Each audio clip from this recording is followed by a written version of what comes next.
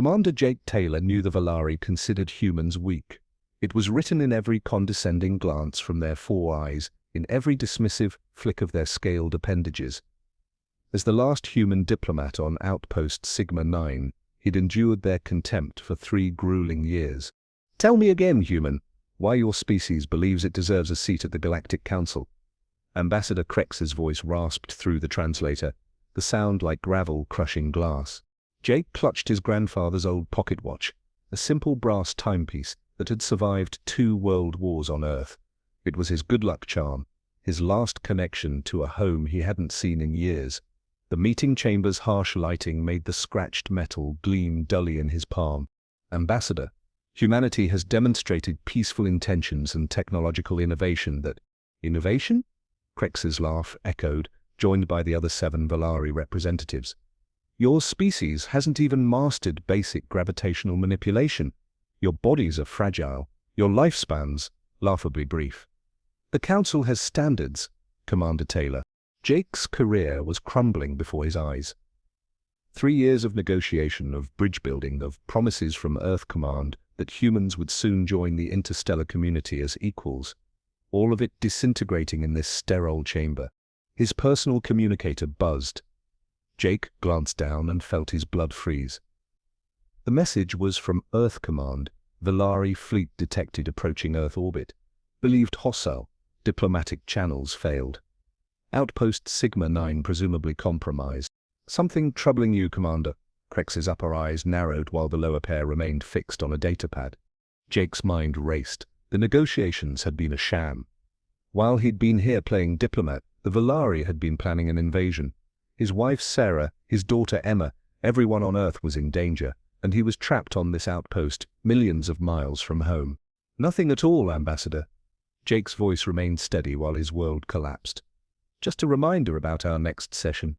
The meeting concluded with the usual platitudes. Jake walked calmly back to his quarters, his fingers clutching the pocket watch so tightly that its edges bit into his palm. Once alone, he slumped against the wall. His quarters, a sparse room grudgingly provided by the Valari, offered no comfort. 3 snapshots of Sarah and Emma were his only decorations. A family he might never see again. "Damn it!" He hurled the pocket watch across the room. It struck the wall and fell to the floor with a disappointing clatter. That's when it happened. The watch began to glow, a gentle blue light pulsing from between its seams. Jake approached cautiously, diplomatic training giving way to raw human curiosity. As his fingers touched the warm metal, the watch sprung open. Instead of gears and a ticking face, an impossibly deep well of swirling blue energies spiraled within. Knowledge flooded his mind. Ancient knowledge. Terrible knowledge. The watch wasn't a watch. It had never been. It was a containment device, disguised and passed down through his family for generations. Within it lay the compressed energy of a dying star, harnessed by a civilization that predated both humans and Valari. His grandfather hadn't been the simple soldier Jake had believed. He'd been a guardian, as had his father before him. Jake gasped as understanding overcame him. With this power, he could stop the Valari fleet. He could save Earth. But the energy was volatile, destructive beyond comprehension. One wrong thought and he might obliterate the outpost himself, maybe even the nearby star system. His hands trembled. He was a diplomat, not a warrior. He'd spent his career avoiding conflict, finding compromise. How could he possibly control this? But Sarah's face flashed in his mind. Emma's laughter echoed in his memory. "I have to try," he whispered. Jake focused his thoughts on the Valari fleet, picturing the ships advancing toward Earth. He imagined disrupting their engines, just enough to halt their progress. The energy responded, tendrils of blue light extending from the watch, wrapping around his arms like luminous vines. Power surged through him, intoxicating and terrifying. For a moment he felt connected to the universe itself, as if he could reshape reality with a thought. Then everything went wrong. The energy pulsed outward in a concussive wave. Alarms blared throughout the outpost. The lights flickered and died. Through his viewport, Jake watched in horror as a nearby Valari patrol ship shattered into fragments, its crew instantly exposed to the vacuum of space. "No," he breathed. "That's not what I wanted." His door burst open. Valari's security forces stormed in, weapons trained on him. Behind them stood Ambassador Krex, all four eyes wide with a mixture of fear and vengeful triumph. "We knew humans were dangerous," Krex hissed, "but we never imagined you harbored weapons of the ancients. Your deception ends now, Commander." Jake clutched the watch, its glow now faded to a dim flicker. He'd failed spectacularly. Instead of saving Earth, he'd confirmed the Valari's worst fears about humanity. The invasion would accelerate, and he, the only one with knowledge of the power hidden in this innocent-looking heirloom, was about to become either a prisoner or a corpse. The Valari soldiers advanced, their weapons humming with lethal energy.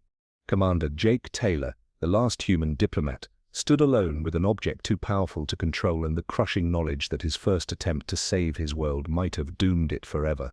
Jake's escape from Outpost Sigma 9 was a blur of desperate improvisation. When the Valari security forces moved to apprehend him, the watch, seemingly with a mind of its own, had enveloped him in a cocoon of blue energy. When it dissipated, he found himself in the outpost's docking bay, alarms blaring overhead.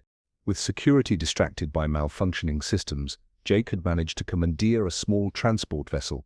His diplomatic code still worked, his final stroke of luck before everything turned to hell. Now, 3 weeks later, Commander Jake Taylor, once Earth's premier diplomat, was a hunted fugitive. His name and face had been broadcast across every channel in controlled space. The Valari propaganda machine worked efficiently. Human terrorist unleashes ancient weapon and Earth's true intentions revealed dominated the feeds. Jake stared at his reflection in the transport's grimy washroom mirror. His diplomatic uniform hung in tatters on his gaunt frame. A ragged beard covered his once clean jawline. His eyes, bloodshot and hollow, belonged to a different man entirely. Food supplies had run out days ago. The ship's life support systems were failing. His right arm bore an angry burn from when he'd tried, disastrously, to use the watch's power again to repair the ship's engine. That attempt had fried the auxiliary power and nearly breached the hull. He stumbled back to the cockpit, collapsing into the pilot's seat.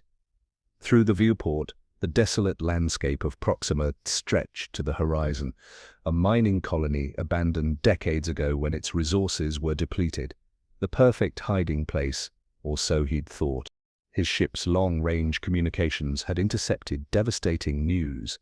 The Valari fleet had reached Earth. Preliminary reports mentioned precision orbital strikes on military installations. Jake had listened in horror as the dispassionate newsreader discussed casualty estimates in the millions.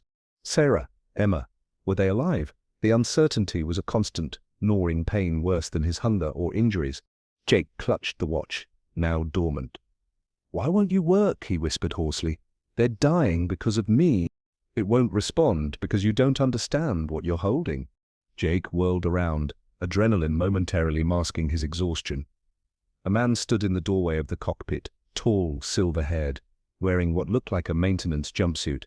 "Human, how did you get on my ship?" Jake demanded, reaching for his emergency blaster. The man raised his hands placatingly. "The name's Marcus. I've been looking for you, Commander Taylor." "You're with Earth Command?" Hope flared briefly. Marcus laughed, a surprisingly warm sound. "No. I represent a much older organization, one that's been keeping track of that trinket you're carrying for about 3,000 years. Jake's finger tensed on the blaster trigger. "You have 10 seconds to explain before I introduce you to vacuum outside." "I'm a keeper," Marcus said, gesturing to the watch. "Like your grandfather was. Like you should have been, had he lived long enough to train you." Over the next hour, as Proxima Turkey's crimson sun set beyond the viewport, Marcus explained. The watch, the Oculus as he called it, was one of 7 devices created by the Precursors, a race that ascended beyond physical form millennia ago. The Oculus didn't contain the power of a dying star, as Jake had initially perceived. That was just his mind's way of comprehending something far more complex. "It's a focal point for reality manipulation," Marcus explained. "A tool that allows its user to access the underlying code of existence, to rewrite small portions of it. But it requires training, discipline, and above all, sacrifice." "Why didn't my grandfather tell me?" Jake asked, his voice barely above a whisper. "Because keepers live dangerous lives. He wanted you to have a normal one." Marcus's eyes darkened. "The Valari know about the devices. They'd been hunting them for centuries, destroying any species that might wield them effectively. That's why they targeted Earth. They detected the Oculus's activation when your grandfather died, and it passed to you, its chosen successor. Jake's world tilted on its axis. Everything he thought he knew, Earth's ascension into the galactic community, his diplomatic mission, had been built on lies. Humanity hadn't been invited to join the Galactic Council. They'd been lured into revealing the Oculus. "I can teach you," Marcus said, "but first, we need to get off this rock. The Valari sensors will have detected our conversation by now." The next weeks were brutal. Marcus pushed Jake beyond his limits as they hopscotched across abandoned worlds, physical training until Jake collapsed, mental exercises that left him with migraines so severe he begged for death. And always, the attempts to control the Oculus, each one leaving him drained, sometimes bleeding from his nose and ears. But gradually, Jake began to understand. The Oculus responded to intent, to emotion, to will, but also to balance. "The universe demands equilibrium," Marcus repeated like a mantra. "For every action, a consequence." Jake learned to create small pockets of altered reality, healing minor wounds, generating small amounts of energy, even bending light to hide their presence. But the cost was always pain, exhaustion, sometimes blood. When news came that the Valari had established full control over Earth's orbit, Jake had smashed their hideout to pieces in rage, the Oculus responding to his fury by tearing apart the molecular bonds of everything around them. Marcus had dragged him away barely in time. "You're progressing faster than any keeper I've trained," Marcus told him one evening as they huddled in the shell of abandoned mining facility. "But time is running out. The Valari have 4 of the 7 devices already. If they complete the set, they reshape reality permanently," Jake finished. He'd heard this warning before. "There's a way to stop them," Marcus said carefully. "A final option. The Oculus can be overloaded, creating a cascading failure that would destroy all 7 devices simultaneously, wherever they are in the universe." "But you said that would kill the user." "Yes." Marcus's eyes were steady. "This is the sacrifice I spoke of, one life to save countless others." Jake fell silent, turning the Oculus over in his hands. "To never see Sarah or Emma again, even if they had survived." "I need time to think," he said finally. Marcus nodded. "Not too long. We move out at dawn." That night as Marcus slept, Jake crept to their communication array. Using skills learned during his diplomatic training, he bypassed the security protocols Marcus had established. What he found sickened him. Encrypted messages between Marcus and an unknown recipient, plans for the human asset, coordinates to be transmitted once the sacrifice is confirmed. The Valari didn't have 4 of the devices as Marcus had claimed. They had 6, and they weren't responsible for the attack on Earth. Marcus's organization had orchestrated it to pressure Jake into compliance. Jake's hands trembled as he downloaded the evidence. Dawn was approaching, and with it his final choice. He could confront Marcus, but to what end? The man had lied about everything. The sound of weapons charging outside confirmed his suspicions. Marcus had sold him out. "I'm disappointed, Jake." Marcus stood in the doorway, no longer the mentor, but the enemy. "You could have been a hero by dying at your command," Jake spat. Marcus shrugged. "Better than dying by theirs." He gestured outside, where shadows moved in the pre-dawn light. Valari troops surrounding the facility. Jake was cornered, betrayed, his options exhausted. The Oculus pulsed gently in his palm, its blue light reflecting in Marcus's cold eyes. "Make your choice, Commander," Marcus said softly. "Them or me. Either way, I get what I want." Jake stared at the watch, at the power that had destroyed his life and might yet save a world. The Valari wanted it. Marcus wanted it destroyed. Both options meant his death. But perhaps there was a third path, one that required a different kind of sacrifice. The Oculus flared in response to his decision, brighter than ever before. The Oculus blazed with impossible brightness, bathing the room in ethereal blue. Jake felt the power course through him, not as the destructive force he'd come to fear, but as clarity. Pure, perfect clarity. "What are you doing?" Marcus demanded, backing away as the light intensified. Jake didn't answer. His mind expanded beyond the confines of his physical form, beyond the abandoned facility. beyond even the planet they stood upon. For the first time, he wasn't fighting the Oculus, he was surrendering to it. Not to control reality, but to understand it. And suddenly, he saw everything. The Oculus wasn't a weapon. It wasn't a tool for reality manipulation. It was a key to perception.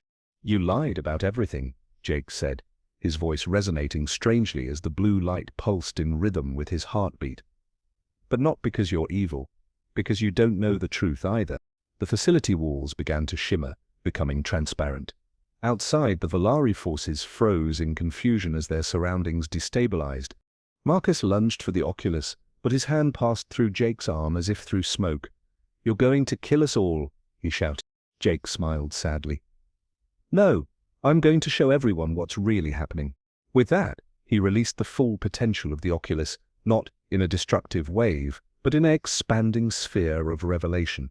The energy swept outward, across the planet, into space, jumping between communication relays and quantum entanglement nodes, spreading across the galaxy faster than light itself. As it did, reality flickered. Jake gasped as the truth unfolded before him. The Valari weren't invaders. Marcus wasn't human. Earth hadn't fallen. None of it was real, at least not in the way he'd believed. The sphere of revelation continued its inexorable expansion, and everywhere it touched, beings awakened to the same terrible truth. They were all pieces in a vast cosmic game, manipulated by something ancient and patient. In the heart of what humans called the Milky Way, on what the Valari called the ancestral throne, something stirred, something that had been feeding, growing, manipulating for millions of years. The Harvester. It had no true physical form. It existed as patterns of thought, as currents of possibility, as the space between moments of decision. And it fed on conflict, on suffering, on the emotional energy generated when sentient beings fought and died, believing they were defending all they held dear. For eons, it had orchestrated conflicts between species, nurturing hatred, fostering misunderstanding, all while remaining invisible to its unwitting livestock. The 7 devices, the keys to perception that the Harvester had carefully hidden and mythologized, were never meant to be used. They were fail-safes created by those who had first discovered the Harvester's existence, meant to reveal the truth if the deception grew too complex. As this knowledge flooded Jake's consciousness, he felt the Harvester's rage. The cosmic entity had spent thousands of years building this particular conflict, humans versus Valari, a war that would have generated enough emotional energy to sustain it for centuries. Now that carefully constructed illusion was unraveling. Jake sensed the Harvester reaching for him, attempting to crush his mind, to stop the revelation from spreading further. The pressure was excruciating. Blood trickled from his ears, his nose, the corners of his eyes. "You can't fight it alone," a voice said, not Marcus's, but something wearing Marcus's form. The facade was falling away, revealing a being of pure light. "I am Telios, one of the 7 guardians. We placed the keys throughout the universe, hoping someday a species would see beyond the illusion." Jake struggled to speak through the pain. "Why didn't you just tell me?" The Harvester would have sensed a direct revelation. It had to be your choice, your discovery. Telios approached, his light form pulsing in synchrony with the Oculus. "But now you need help. The Harvester will destroy you before you can complete the awakening." Around them, reality continued to flicker as the Harvester fought to maintain its illusion. The Valari troops outside no longer appeared entirely Valari. Their forms shifted between dozens of different species, as if the Harvester couldn't decide which mask to maintain. "What do I do?" Jake gasped, falling to his knees as the pressure increased. "Connect," Telios said simply. "Not just with the Oculus, but with every being touched by your revelation. Humans have always been unique. Your emotional capacity exceeds any species we've encountered. That's why the Harvester targeted you so aggressively. That's why your grandfather was chosen as a keeper." With the last of his strength, Jake focused on the expanding sphere of revelation.